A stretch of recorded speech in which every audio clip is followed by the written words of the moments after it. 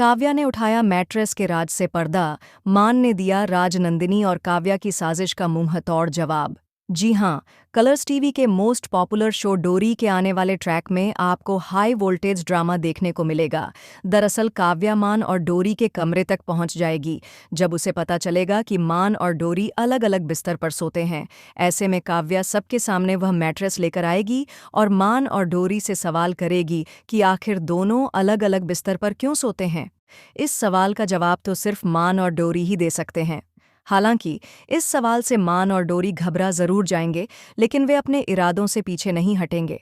ऐसे में पूरा परिवार, खासकर दादी मान और डोरी के जवाब का इंतजार करेगा। लेकिन तभी मान काव्या से सवाल करेंगी कि आखिर उनकी लक्ष्म कहाँ गई।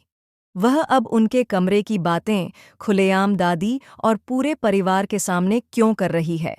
आखिर वह जानना क्या चाहती है और परिवार को इससे क्या फर्क पड़ता है।